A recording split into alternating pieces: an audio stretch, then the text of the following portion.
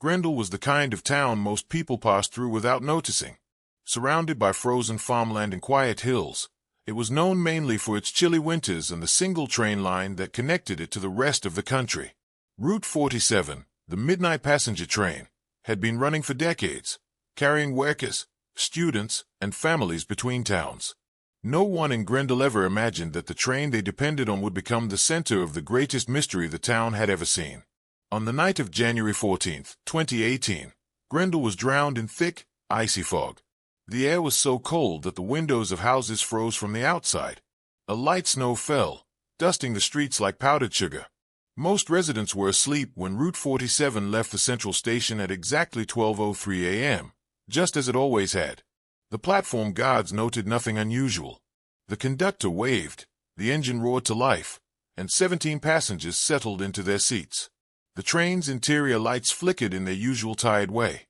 Henry Ward, the conductor, adjusted his uniform cap and began checking the carriages. He had been working for Grendel Railway for 12 years. People trusted him.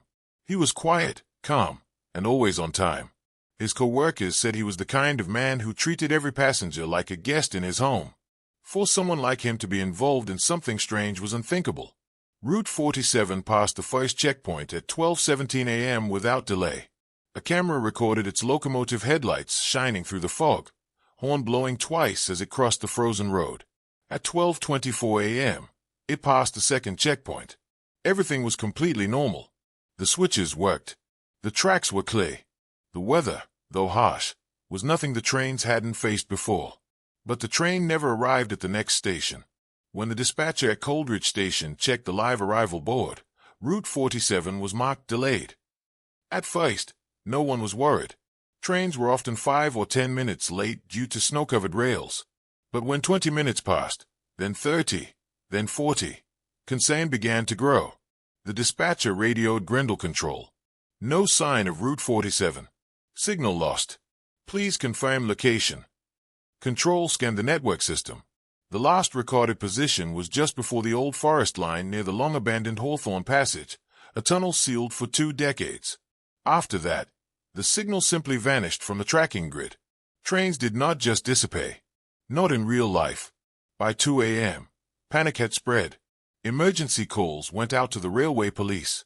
By 3 a.m., search crews had been dispatched along the tracks, walking through snow, their flashlights shaking in the cold wind. They expected to find a derailment, broken tracks, shattered metal, scattered cargo. But they found nothing. No wreck. No skid marks. No blood. Not even footprints in the snow leading away from the tracks. The rails stretched on in an unbroken line of frozen steel, as if nothing had passed over them at all. One of the officers, young and inexperienced, whispered what everyone was secretly thinking but afraid to say. It's like the train never existed. News spread fast.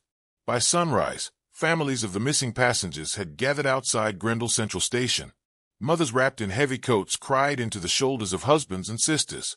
One father shouted at a senior officer, demanding answers. Children sat on the benches hugging backpacks, waiting for parents who would never come home. The media arrived by 9 a.m., cameras rolling, reporters demanding explanations. The authorities had none. Mechanical failure was dismissed quickly. If a train derailed, there would be physical evidence. If it exploded, there would be fire, twisted iron, and black smoke. If it froze in the snow, the satellite tracking should still show its location. But all the satellites showed was empty track. As the sun weakly lit the white landscape, the missing train made headlines. Newspapers printed huge titles. Midnight train vanishes without a trace. The ghost train of Grendel. People across the country speculated wildly. Some blamed terrorists. Others believed in paranormal causes, ghosts, curses, or angry spirits haunting old railway lines. Social media flooded with theories. Had Route 47 fallen into a sinkhole? Slipped into a hidden tunnel? Been hijacked? Railway officials dismissed the supernatural claims, but they couldn't explain anything more logical. On the second day, investigators began interviewing the families of the missing. Among them was the wife of the conductor, Henry Ward. She sat on her couch, hands wrapped around a steaming cup of tea she barely touched. She spoke softly, her voice trembling. Henry wasn't nervous when he left. He kissed the children goodnight, set his hat straight, and said he'd be back before breakfast. He'd worked that line for years. If something was wrong, he would have radioed it in. But Henry hadn't radioed anything. Not a single word. Passengers' relatives gave similar stories. Everyone had boarded calmly. No one reported suspicious behavior. No threats. No strange passengers. It had seemed like any other routine night. By the fourth day, the National Railway Authority launched a coordinated search with drones, helicopters, and satellite scans. They searched over 50 kilometers of rail line, the forest, nearby rivers, and valleys. Experts reviewed every meter of track. Still nothing. Then, on the fifth day, a lead finally appeared. A farmer named Joseph Marsh claimed he heard something strange the night Route 47 disappeared. His home stood on farmland bordering the abandoned Hawthorne Passage Tunnel, which had been sealed shut since 1998 after structural collapses. The farmer reported that just after midnight, he heard a loud, metallic screech, like steel grinding on steel, coming from the direction of the old tunnel. He assumed construction teams were working illegally until he heard a sharp, sudden silence. He explained to investigators. It sounded like a train, only it shouldn't have. Skeptical but desperate, police headed to the forest. Snow was knee-deep, branches heavy with frost. They trudged through the silence, guided only by the farmer's directions, until they reached the mouth of the Hawthorne Passage. There, under a blanket of ice and moss, they found something that turned everyone pale. Fresh rail marks. The steel showed bright, recent scratches. Snow had melted slightly in those grooves before refreezing. Something heavy had passed through recently. But that was impossible. The tunnel was sealed by two thick concrete barriers built by the government 20 years earlier. No one had entered or exited since then. Investigators pulled closer. Faint black smudges stained the entrance, marks resembling grease or engine oil. Touching them left residue on the gloves of the forensic team. The scratches ran directly toward the barrier, then vanished beneath solid concrete. A train had approached this tunnel. But how could it pass through? If the barrier had been smashed, concrete dust and debris should be everywhere. But the barrier was untouched, perfectly solid, weathered by time yet unbroken. It was as if the train had gone through solid stone without leaving a hole. The lead investigator, Detective Mason Carter, stared at the tunnel in disbelief. He had worked 23 years on the force. He had seen every type of derailment, explosion, mechanical failure, and sabotage. But this was different. Nothing just disappears, he muttered. But Route 47 had. The discovery of the rail marks shook the investigation.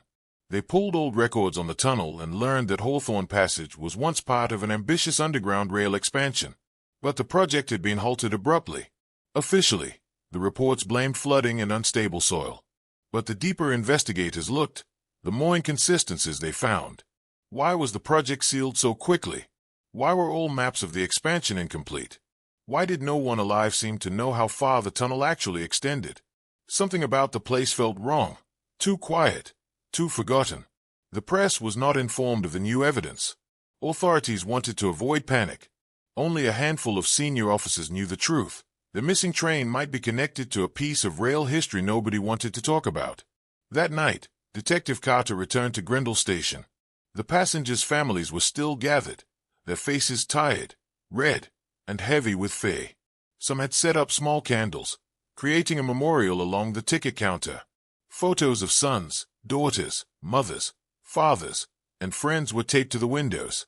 A small girl held a drawing, her father boarding the train, smiling. She looked up at Carter and asked, "Did my daddy forget to come home?" Carter swallowed hard. He had no answer. The next day, the search changed direction. Instead of scanning the forest, authorities focused on the history of the tunnel, its plans, its engineers, the workers who built it. And for the first time since the disappearance, investigators felt they were finally looking in the right place. Something happened in that tunnel.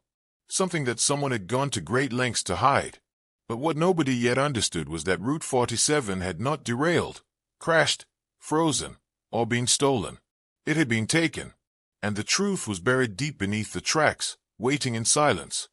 Detective Mason Carter stood at the sealed entrance of Hawthorne Passage with a heavy feeling in his chest. The cold morning air sank deep into his bones. Snowflakes drifted between the trees, settling on his coat as he stared at the dull concrete barrier that had stopped investigators for 20 years. The barrier looked ordinary, just a forgotten patch of infrastructure abandoned when time moved on. But Carter knew better now. Something had happened here. Something that could explain the disappearance of Route 47. Work crews arrived shortly after dawn, bringing drills, cutters, and heavy machinery. The sound of grinding metal echoed through the dead forest, cutting through the silence that had hung over Hawthorne Passage for too long. Reporters were kept far away. If the public saw what was happening, it would lead to panic. The officials still held out hope that the missing passengers were alive, and they didn't want to risk spreading fear before the truth was found. By early afternoon, the concrete barrier finally gave way. With a loud crack, the wall broke open. Dust clouds poured out of the dark mouth of the tunnel, like old breath escaping after decades of silence. Workers stepped back, coughing, while Carter and the head of the investigative unit, Captain Laura Hughes, stared into the darkness. Inside, their flashlights illuminated stone walls streaked with moisture. Rusted pipes ran overhead. Cold air washed over them, colder than the winter outside. It felt like stepping into a refrigerator. A layer of dust coated the floor, disturbed only by the entrance they had just made. At first glance, the tunnel looked abandoned, just as old plans had shown. But as the group moved deeper, the flashlights revealed something they did not expect. Strange markings carved into the brick walls. Dozens at first, then hundreds. They stretched on for meters, scratches, symbols, words, initials, and small drawings chiseled into the bricks by hand. One message stood out. "We should not have come here." Another read. "The tracks do not end." Captain Hughes frowned. "These aren't graffiti. They look like warnings." Carter stepped closer, running his hand over a set of initials and a date carved into the stone, 1987. Workers from the construction era? Why would they leave messages like this? Work crews were supervised. People didn't leave cryptic warnings instead of official reports unless something was deeply wrong. One of the officers, Private Ramirez, spoke quietly. "This place feels wrong." No one disagreed. They continued further. The tunnel gradually sloped downward, the walls tightening slightly, as if they were entering a space not meant for discovery. The air grew heavier. Their footsteps echoed faintly, swallowed by the stone around them. 300 meters in, the team reached the collapsed section recorded in old reports. But what they found didn't match city records at all. Instead of a total cave-in, only a small section of rubble partially blocked the way. Old boards and beams supported the tunnel walls. On the floor next to the rubble sat a discarded toolbox. It was rusted, but inside was a wrench that showed very little age. Captain Hughes held it up. "This hasn't been here since the 80s, she said. "Someone was down here recently." That statement shifted everything. The idea that someone had been walking through this abandoned underground tunnel without anyone knowing made the investigators uneasy. Dr. Lucas Hart, the historian brought along to assist, joined them as the rubble was cleared. Short and bespectacled, Dr. Hart looked out of place among armed officers. But his knowledge ran deep.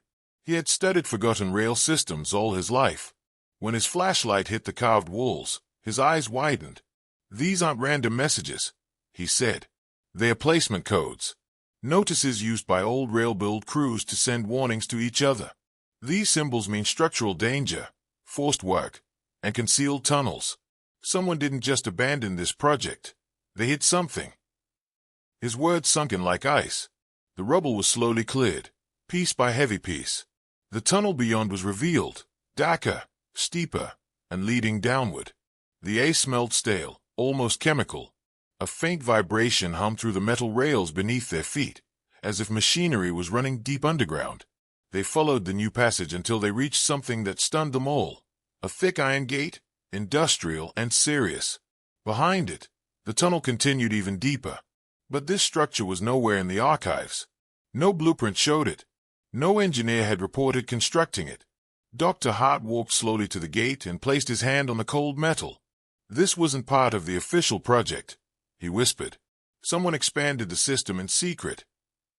"How private are we talking?" Captain Hughes asked. Hart took a breath. "Private as in off-government records. As in funded from shadows." Those words settled heavily.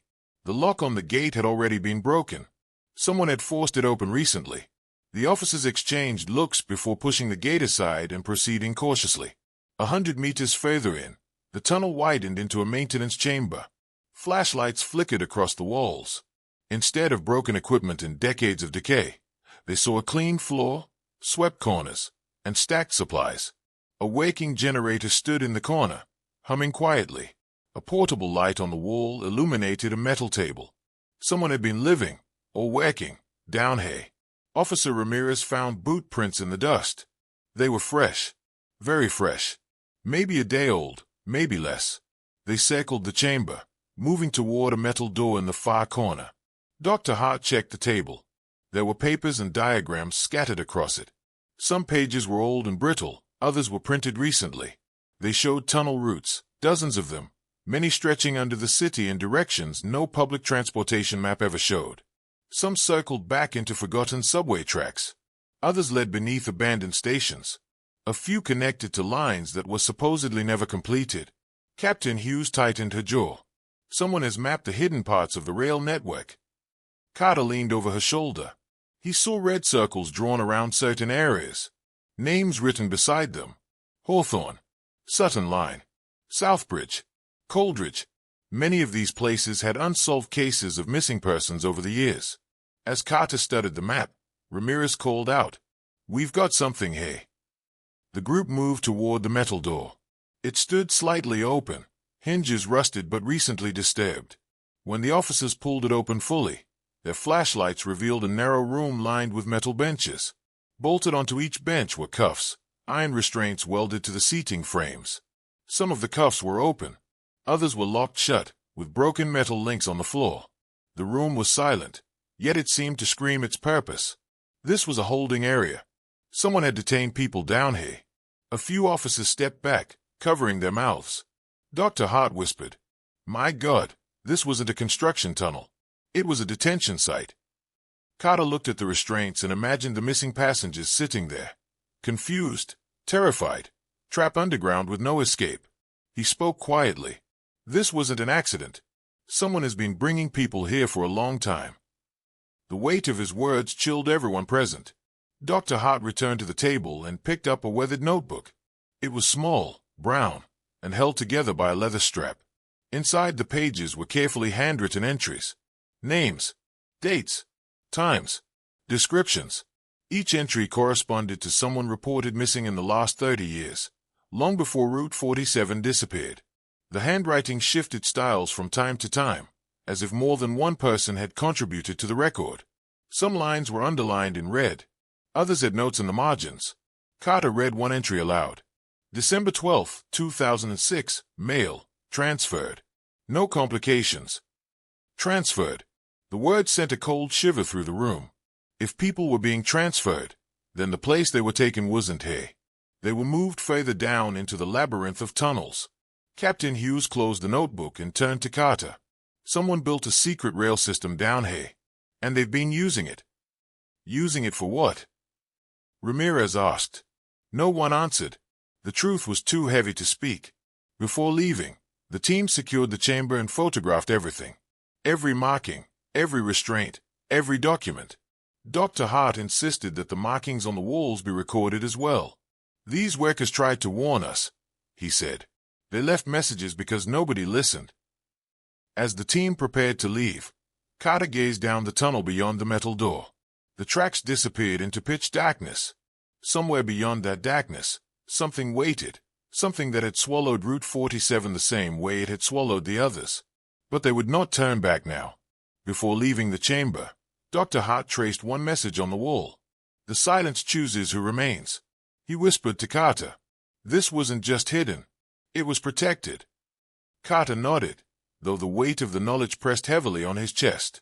Whoever had designed this underground space, whoever had continued using it, had power, resources, and a frightening level of organization. And if they were still down here, the missing passengers might still be alive.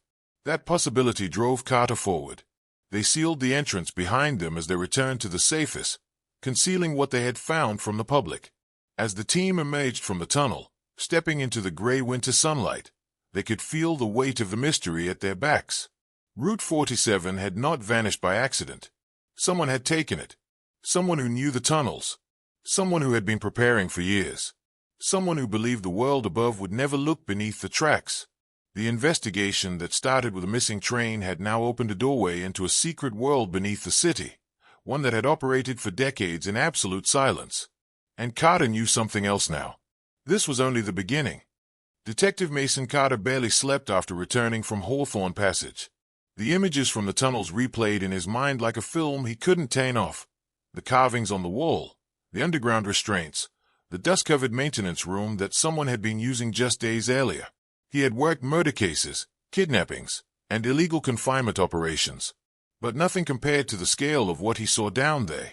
Someone had used the forgotten railway tunnels for years, maybe decades. And Route 47 was just the latest chapter in a much older story. At 8 a.m., Carter walked into the investigation headquarters, where Captain Hughes was waiting. She had dark circles under her eyes and a cup of untouched coffee in her hand. "We got data from a family interview," she said without greeting. "Henry Ward might not be as clean as we thought." Carter frowned. What did they find?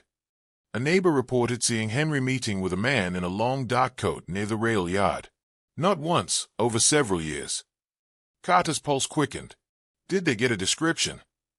Hughes nodded slightly. Just something strange. They called him the man in the hat. Carter raised an eyebrow. Hat? An old-fashioned one, Hughes clarified. Like something from the 1940s. It sounded like a rumor, something townspeople would whisper about during long cold winters. But after what they had found underground, Carter wasn't willing to ignore anything. Security teams pulled archived station footage from the past year. At 9:46 a.m., a young tech agent called out, "Detectives, you need to see this." On the monitor, grainy camera footage showed the rail platform 3 days before the disappearance. Henry Ward was walking toward the train offices. From the left side of the frame, a tall man in a dark coat stepped into view, wearing a broad dark hat. His posture was stiff, almost military. He approached Henry, and the two spoke briefly. Henry's body language was tense but not afraid. He stood straight, listened, nodded, and then the mysterious man turned and walked away. The most chilling detail. His face was turned away from the camera every time. No frame showed it clearly. "Hold on," the tech agent said. "This isn't the only clip." He played footage from 6 months earlier. Different camera. Same man. Same coat. Same hat. Still no face. Did he ever buy tickets? Carter asked. Hughes shook her head. No record. No ID scans. He appears on camera, lingers near station equipment, then vanishes without entering any train. Over 2 years of footage, the man showed up 9 times, always late at night, always when few people were around, and always near Henry Ward. Carter leaned back. He was instructing Henry. Hughes didn't disagree. They began searching public records for anyone matching the description. But they found nothing. No employment records in the rail system, no arrests, no security logs, no camera match in other stations. It was as if the man didn't exist. Digging into Henry Ward's past. By noon, officers had begun interviewing Henry's relatives, friends, and co-workers. Most described him as disciplined and responsible, but small details hinted at a more complicated truth. His wife admitted Henry often left home late at night. She assumed it was extra paperwork or shift coverage. He always said the same thing before leaving. She told investigators. Just one more task. I'll be home soon. But he didn't bring documents home. And when he returned, he always looked tired, as if he had been somewhere far more stressful than a desk. Coworkers reported seeing Henry arrive early to work, not once in a while, but nearly every day. Some found him sitting alone in the empty train yard, staring at the tracks. One mechanic recalled joining him once. He said something strange. Something I still don't understand. What was it? Investigators asked. He said, people think the tracks only go where the map shows. I laughed because I thought he was talking about old abandoned lines. But he looked at me very carefully and said, there are places beneath the city where the trains used to go, and still go. You just have to know the route. At the time, the mechanic thought Henry was just being poetic. Now it felt like a warning. Hidden clues in the abandoned station. That evening, a new lead came through. A local historian reported that decades ago, A small rural station outside the city had been shut down after a tragic accident. The station's name was Glover's Rest. Some said the railway company had quietly buried the incident because it involved political figures. Carter and Captain Hughes drove out there with a small team. The station was nothing but a shadow of its past: broken windows, cracked roof tiles, and ivy climbing the walls. The old rail sign dangled from its post, the paint peeled by time. The platform was covered in dead leaves and mold. Carter imagined commuters waiting there decades earlier, never knowing it would become a monument of silence. Inside, the building was strangely intact. Dust lay thick on counters and benches. Cobwebs clung to ticket windows. But the deeper they went, the more it became clear that someone had been there recently. In a small side room, investigators found a desk covered in documents. Old newspapers lay stacked in neat piles. Case files had been organized by date. Maps of the region hung on the walls, tracing tunnels, hidden passages, and forgotten railway lines. One piece of paper stood out, pinned above the desk like a warning. They buried the truth under steel and silence. Underneath the maps, Carter found the most chilling discovery of all: a detailed timeline of incidents dating back 40 years. Each entry followed a similar pattern: construction accident, missing workers, no public investigation, official explanation issued within 72 hours. Every incident was connected to underground expansion projects, secret rail experiments, or unused stations. And near the bottom of the timeline was the most recent entry: January 14, 2018, Route 47 to 17 transferred. The ink was fresh. Carter felt a cold shiver pass through him. Transferred, he whispered. The same word found in the underground notebook. This wasn't coincidence.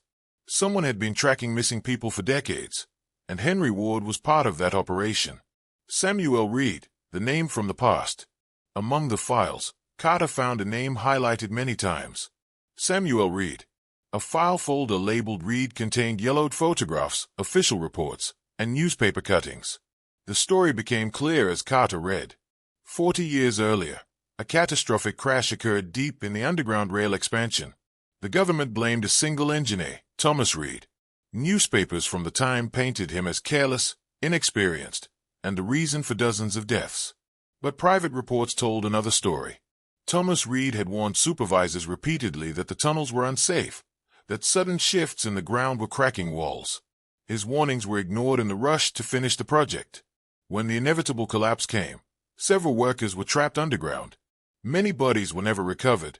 Instead of admitting fault, officials found a scapegoat: Thomas Reed. His career was destroyed. He lost his pension, his standing, and eventually his life. He died alone, disgraced, and forgotten. But he had a son, Samuel Reed. The file tracked Samuel's life quietly. He grew up angry, distrustful of the system that destroyed his father. He studied engineering, drafting, and architecture. He lived in small towns near the rail system, with no official employment records. But one sighting stood out. A photo taken 6 years earlier showed a tall man wearing a long coat and a dark hat, standing near a subway tunnel entrance. His face was turned away. Carter stayed at the photo. Samuel Reed, the man in the hat. He had been preparing for revenge not for months, but for decades. He had studied the tunnels his father had died building. He had mapped forgotten lines and constructed new ones. And at some point, he began recruiting others who had lost family members to accidents the public never learned about. Henry Ward had been one of them. Carter looked at the files and spoke quietly. This wasn't random. This was planned. Hughes nodded grimly. And Route 47 was the biggest operation yet. The missing train's hidden purpose. Back at headquarters, investigators pieced together the truth. Samuel Reed had built, or taken over, a network beneath the city. Old tunnels, abandoned expansions, sealed passages no one ever checked again. There was not just one secret tunnel. There were many. Over the years, he had transferred missing people, possibly dozens, and hidden them underground, far away from public view, to do something with them. Something connected to the decades-old accident that ruined his father. But the hardest truth was still waiting. Samuel Reed wasn't finished. He was just getting started. Carter stared at the maps from Glover's Rest. The lines crisscrossed each other like veins beneath the city. Some led directly to known stations. Others vanished into blank space, unmapped areas the public didn't know existed. Somewhere in that maze was Route 47. Somewhere in that darkness was 17 missing passengers. And Samuel Reed knew every inch of the labyrinth. Snow had begun to fall in Whistler Ridge, not heavily, but enough to coat the abandoned railway that cut through the town like a scar leading nowhere. The cold air seemed to sharpen the tension hanging over the investigation. By now, Detective Clara Hayes was running on minimal sleep, surviving on gas station coffee and the thin thread of determination that held her upright.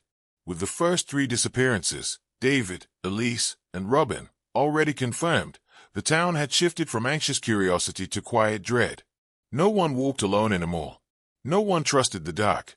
And worst of all, for many longtime residents, the old train line no longer seemed like a harmless piece of local history. It had become something else, a hunting ground.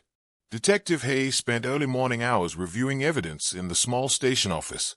Files were spread across a table marked with coffee rings. Maps with red markers circled the last known locations, and a list of missing persons was taped to the wall. One particular item caught her attention again, a note found in Robin's jacket pocket with the scribbled phrase, "Some passengers never return." A chilling message, one that seemed written by someone who wanted to be understood but not found. But why? What connection tied these 3 individuals together? What made them targets? As Hayes stared at the board, Officer Quinn entered with a folder in his hand. His expression alone warned her that something was wrong. "Another report?" Hayes asked. Quinn nodded grimly. "Someone else is missing." The new name was Margaret Sloan, 72 years old, a retired nurse who lived alone in a small house at the edge of town. She was seen walking her dog near the abandoned tracks the previous afternoon. The dog had returned without her. Hayes felt her stomach tighten. Margaret wasn't a teenager exploring, or a hiker out on a trail.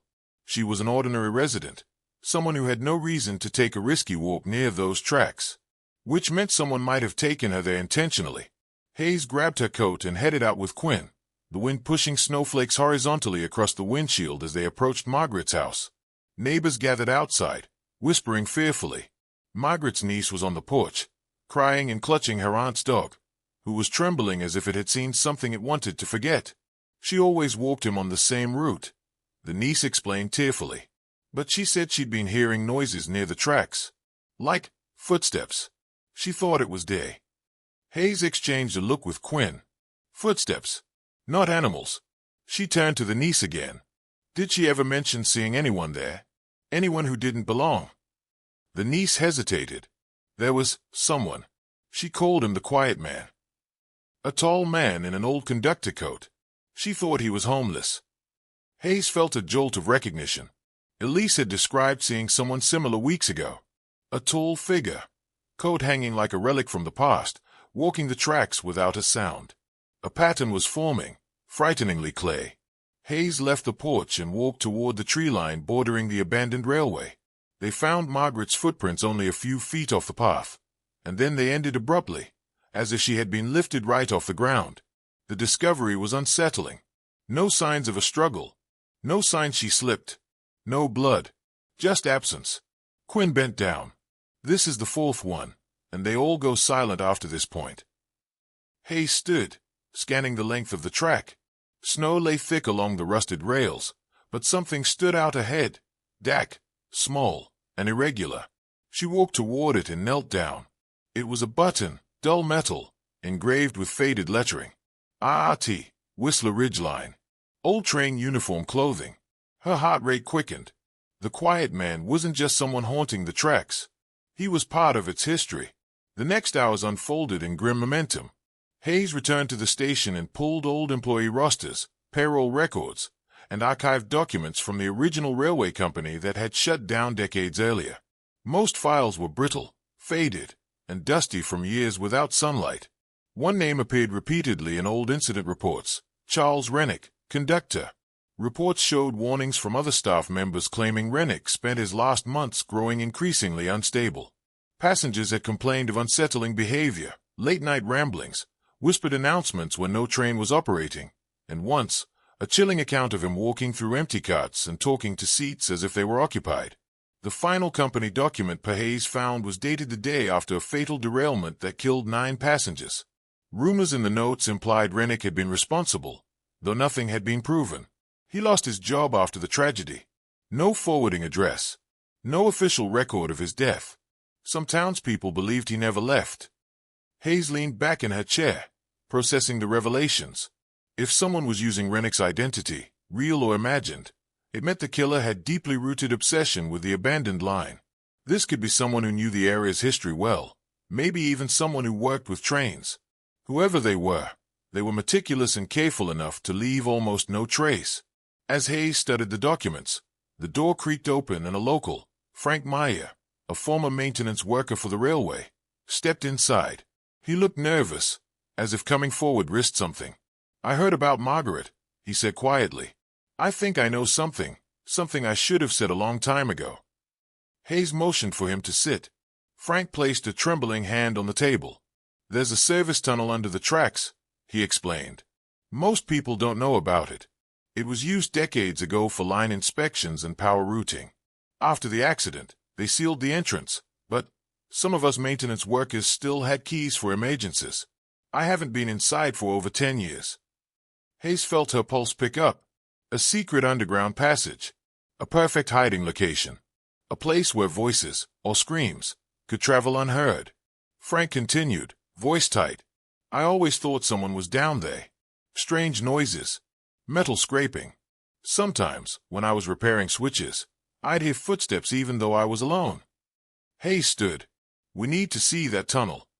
Frank paled. "Detective, if those missing people are down there, I'm afraid of what you'll find." The team gathered supplies, flashlights, radios, spare weapons, and followed Frank out into the freezing afternoon. Snow continued to fall, but now the landscape felt increasingly claustrophobic. The tracks stretched like a dark memory across the white ground. Frank led them to a small maintenance shed almost swallowed by vines and broken fencing. He struggled with an old lock before the rusted door groaned open. Inside was nothing but dust, tools, and walls lined with yellowing signs. In the back, beneath the torp, was a metal hatch embedded into the floor. Frank lifted it with effort, revealing a steep stairway leading into darkness. A stale breeze rose from below, carrying the faint scent of earth and something older, almost metallic. Hayes turned on her flashlight. "Quinn, behind me." "Frank, stay with the car." Frank shook his head. "I'm not staying alone out here. I'm coming down." Hayes wanted to refuse, but she saw the determination in his eyes and nodded. The three of them descended into the tunnel, footsteps echoing along the metal stairs. The lower corridor was wide enough for a utility vehicle but dark and damp, illuminated only by flashlight beams skimming over pipes and cables. For a while, the only sound was dripping water. Then the quiet broke.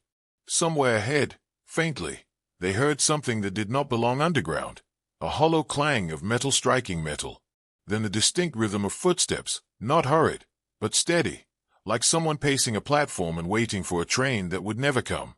Quinn whispered, "You hear that?" Hayes slowly nodded. "Yes."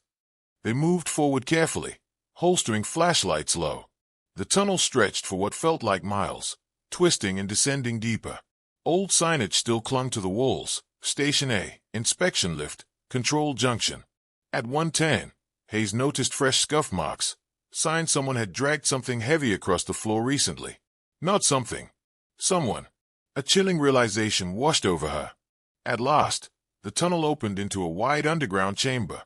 And there, illuminated by emergency lamps someone had recently activated, sat an old railway platform, complete with faded benches, rusted signboards, and even a cracked ticket booth. It was like a ghost version of the real station above. Empty. Silent. Except for the man standing at the platform edge. Tall. Coat down to his knees. Hat casting his face into shadow. His posture was perfectly still, like a statue waiting to be noticed. Frank gasped quietly. Quinn reached for his weapon. Hayes raised her hand, signaling caution. She stepped forward slowly. "Charles Rennick," she called out, voice echoing into the cavern. The figure did not respond at first. Then, with the smallest motion, he turned his head toward her. Slow, mechanical, unsettling. A smile spread across his face that did not reach his eyes. Hayes felt a cold certainty settle in her bones. This was no ghost story. She was standing face to face with the hunter of the abandoned tracks. And Margaret Sloane, if she was still alive, was somewhere close. Hayes steeled herself. It was time to confront the silent conductor of Whistler Ridge. Detective Clara Hayes stood at the edge of the forgotten underground platform, her pulse pounding in her ears. The air felt thin, stagnant, like the place had been holding its breath for decades.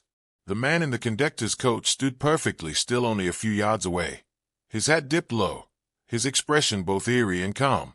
Every detail about him felt deliberate, like a person who had spent far too long rehearsing for a final performance. Quinn held his weapon steady, eyes locked on the conductor. Frank stood behind them, trembling, every breath shallow and panicked. Hayes took a step forward, refusing to let fear paralyze her. "Where's she?" she demanded, her voice echoing across the tiled walls. "Margaret Sloane. Is she alive?" The man's lips curled into a chilling smile. His voice, when it came, was soft and controlled, too calm for the setting. "Passengers must wait for the departure bell, detective. No one boards early." Hayes scanned the dim station. Old tracks ran through a tunnel beyond the platform, and there were side rooms she couldn't yet see. Margaret could be anywhere, or Weiss, nowhere at all. "Sir," Hayes said, firm but steady, "this isn't a train station. These people didn't board. Someone took them. Someone murdered them. Is that someone you—" The conductor laughed, quietly, as though he were laughing at a private joke. Then he slowly raised his hand and gestured to the far side of the platform. "Come along, then. I'll show you the sleepers." Hayes and Quinn exchanged tense glances. They both knew this could be a trap, but this was the only lead they had, and Margaret's life depended on them moving forward. Weapons raised, they followed as the conductor walked with a patient, steady stride into a low corridor branching off the main chamber. The hall smelled of damp earth and something else. Chemicals, maybe. Along the walls were industrial pipes and old rusted power rails, relics of a time when the facility had been operational. The conductor stopped beside a heavy steel door and, without even looking back, unlocked it with a key that looked far too modern for such an abandoned place. The room beyond took Hayes' breath away. It was a maintenance storage bay converted into what looked like a twisted museum of railway history. Old conductor caps, lanterns, faded tickets, and photographs were pinned to boards. But in the center of the room were what mattered most, moving shapes. People. For individuals, including Margaret Sloane, were bound to wheeled gurneys, pale and unconscious but breathing. For lines ran from their arms to old chemical pumps. The machines beeped intermittently, like old hospital equipment that someone had scavenged from storage. Hayes stepped forward, heart racing. She checked Margaret first. Pulse steady. Alive. Quinn immediately began cutting restraints and checking the others, Robin, Elise, and David. All alive. All sedated. Hayes looked back at the conductor, rage building. "Why are they here? Why didn't you kill them like the others?" He raised a hand in mock politeness. "Dead? Oh no, detective. They are not dead. Just boarding." Hayes stared at him. "Boarding for what?" "To finish the journey they began," he said calmly. "Whistler Ridge was meant to have a final run, years ago. But they ended the line. They closed the station. They denied passengers their final stop." His words were feverish but eerily controlled. "This is insane," Quinn snapped. "You kidnapped them, drugged them, and hid them down here because of some old train schedule." The conductor tilted his head, as though Quinn had misunderstood something simple. "I'm merely following manifest orders. Someone must run the last train. If no one else will, then I will." Hayes' eyes narrowed as the last piece clicked into place. He wasn't speaking metaphorically. He intended to run a train. Somehow, some way, he planned to move these victims onto the tracks, what remained of them, and finish a journey no locomotive had taken in decades. "You mean to kill them?" Hayes said. "You're reenacting the derailment, or finishing what never got finished." He smiled like a child being praised. "Yes, exactly." Hayes lifted her weapon. "It's over. Step away from the equipment." The conductor looked almost disappointed. "No, detective. The departure bell hasn't rung." Suddenly he reached into his coat.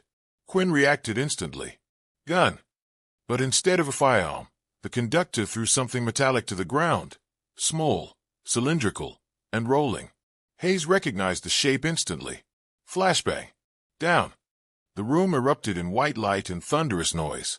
Hayes dropped behind a steel cabinet, shielding her ears as distorting static filled her senses. Frank screamed somewhere behind her. Quinn shouted something she couldn't hear. When her vision returned enough to see, the conductor was gone. Hayes forced herself upright despite the dizziness. She had no time to recover. The conductor knew the tunnels. He would vanish if she didn't pursue immediately. Quinn grabbed her arm. Hayes, stay with the victims, she ordered. He's going to start whatever machine powers that platform. Quinn hesitated, but then nodded. Go. Hayes sprinted back into the platform chamber. Lights flickered overhead, powered by a generator that had no business being functional after decades of abandonment. But someone, this man, had restored everything. Every bulb, every relay, every switch. As she reached the main platform, alarm bells began ringing. An old train signal, dusty from disuse but working as if it had been waiting all these years. Fog machines hidden between the tracks began to pump out clouds of artificial steam, and the entire chamber filled with the eerie illusion of a ghost train pulling in. Hayes moved through the fog, weapon raised. Rennick, stop this. A voice floated from the front of the tunnel. The passengers are aboard, Detective. The final ride begins. Unless you intend to join them. Hayes saw movement through the haze, shadowy, tall, walking toward the rusted locomotive engine parked at the far end of the platform. She hadn't realized it before, hidden under tops and dust, but now the curtains were pulled back. It was an engine, ancient, but real, restored with brutal, obsessive precision. Suddenly Hayes understood. He truly planned to send the victims to their deaths, aboard the engine, down a dead tunnel, toward a sealed endpoint. The deaths would mirror the tragic derailment that had ended Rennick's career. He wasn't just reenacting a memory. He was trying to correct the history, his history. Hayes ran toward the engine controls, but he beat her there. With a madman's focus, he pulled a massive lever that rumbled the entire chamber. Metal groaned. The old machinery came alive. Wheels creaked. The long-dead iron beast was waking. Hayes fired into the air. Step away. Now. He turned to her slowly, face lit by the flickering station lamps. His eyes were wet, not with fear, but with emotion. For 40 years, Detective, he said quietly, I waited for this train to complete its route. They called me a murderer, a failure. But the passengers never reached the final station. I owe them a complete journey. Hayes took a slow step forward. They weren't your responsibility anymore. The line shut down. You were supposed to move on. He shook his head. Conductors finished their routes. He lunged for the final switch. Hayes shot, aiming not for the man but for the machinery. Sparks exploded as the round hit old copper wiring. Lights burst and flickered out. The engine howled with shorted circuits. Steam spewed from ruptured pipes. The conductor froze as the cavern shook. Hayes fired again, shattering the emergency power relay on the wall. The station went dark except for emergency flaw lights. The engine died with a groaning metallic sigh. Rennick, or the man who believed he was Rennick, stared at the ruined controls. His face crumpled. Not in rage. In grief. I was so close, he whispered. Hayes approached slowly. For a moment, she saw something human in him. Someone broken by the tragedy decades ago. Someone who had lost his identity and tried to rebuild it in the only world he understood. Trains and timetables and tracks that no longer led anywhere. Charles Rennick is dead, Hayes said softly. You don't have to keep his ghosts alive. The man looked at her, lost, hollow, and then reached inside his coat again. Hayes raised a weapon, but instead of a weapon, he pulled out a faded conductor badge. He held it gently, like something sacred. Then he raised it to his chest and spoke, voice steady. Final call for last boarding. Before Hayes could react, he stepped backward off the platform and onto the rails, right as a severed steam pipe burst, flooding the track with scalding vapor. He disappeared in the cloud. Hayes rushed forward, but when the steam cleared, he was gone. The drop below was too deep, the damage too severe. The conductor of Whistler Ridge had taken his final step. Emergency crews flooded the tunnels within the hour. The victims were evacuated, sedated but stable. They would recover, physically at least. News spread quickly. For the first time in decades, The abandoned train line made headlines, not for its closure, but for the nightmare that had unfolded beneath it. As the last of the rescue teams cleared out, Hayes stood alone on the platform. The quiet returned, the real quiet, not the eerie silence the conductor once filled with his obsession. She breathed in the cold air and let it settle. The case was closed. The victims were alive, and the ghost station would finally sleep. Whistler Ridge began moving on. But Hayes knew this would not be forgotten. Some crimes don't fade. Some tracks leave permanent marks. And deep beneath the surface, the rail still waited, silent, empty, and unfinished. Just like the conductor who never made his final